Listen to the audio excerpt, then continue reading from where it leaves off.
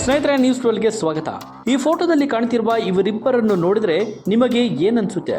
ತಂದೆ ಮಗಳು ಅಥವಾ ತಾತ ಮೊಮ್ಮಗಳು ಅನ್ಸುತ್ತೆ? ನೀವು ಹಾಗೆ ಅಂದ್ಕೊಂಡ್ರೆ ನಿಮ್ಮ ಊಹೆ ತಪ್ಪಾಗ್ತದೆ. ಬದಲಿಗೆ ಇವರಿಬ್ಬರು ಲವರ್ಸ್ಗಳು ಅಂದ್ರೆ ನಿಮಗೆ ಶಾಕ್ ಆಗ್ತದೆ. ಎಸ್, ಇಲ್ಲಿ ಕಾಣುತ್ತಿರುವ ಈ ಆಸಾಮಿ ಅಸಲಿಗೆ ದೇವಸ್ಥಾನದಲ್ಲಿ ನಿತ್ಯ ದೇವರಿಗೆ ಪೂಜೆ ಮಾಡುವ ಪೂಜಾರಿ. ನಿತ್ಯ ಮಂಗಳಾರತಿ ಕಾಸನ್ನು ಸೇರಿಸಿಟ್ಟಿದ್ದ ಈತ ಒಂದಷ್ಟು ಲಕ್ಷ ಕೂಡಿಟ್ಟಿದ್ರು.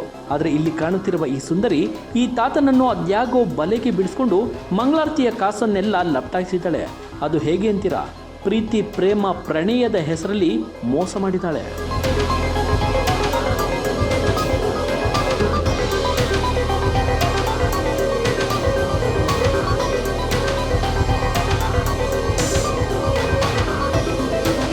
ಹೌದು, ಇಲ್ಲಿ ಕಾಣುತ್ತಿರುವ ಇವರ ಹೆಸರು ವಿಜಯ್ ಕುಮಾರ್. ಮೂಲತಃ ಮಂಡ್ಯ ಜಿಲ್ಲೆಯ ಸೋಮನಹಳ್ಳಿಯವರು.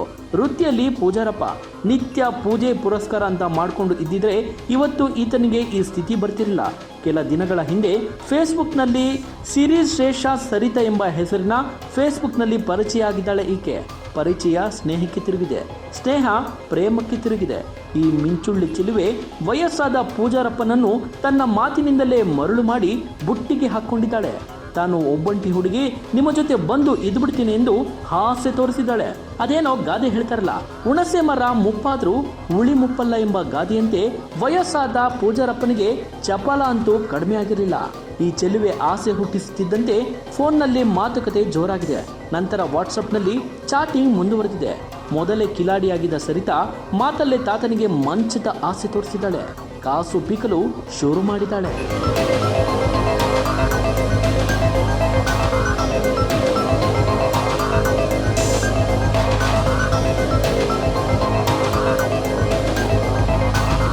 ಚೆಲುವೆಯ ಮಾತನ್ನು ನಂಬಿದ ಪೂಜಾರಪ್ಪ ಕೂಡಿಟ್ಟಿದ್ದ ಮಂಗಳಾರತಿ ತಟ್ಟೆಯ ಹಣ, ಹುಂಡಿ ಹಣವನ್ನೆಲ್ಲ ಈಕೆಗೆ ಫೋನ್ ಪೇ ಮೂಲಕ ನೀಡುತ್ತಾ ಬಂದಿದ್ದಾನೆ.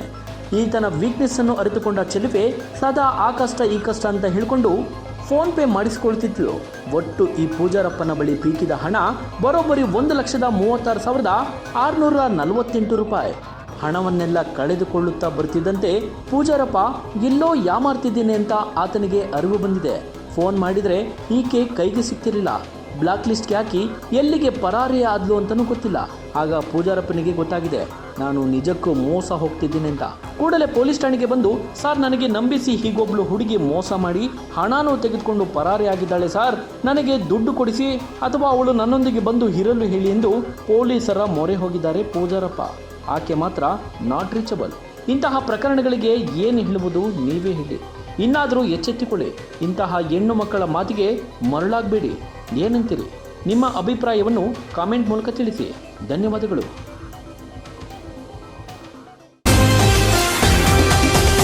TV12 ಕನ್ನಡ, ಇದು ಕನ್ನಡಿಗರ ಧ್ವನಿ.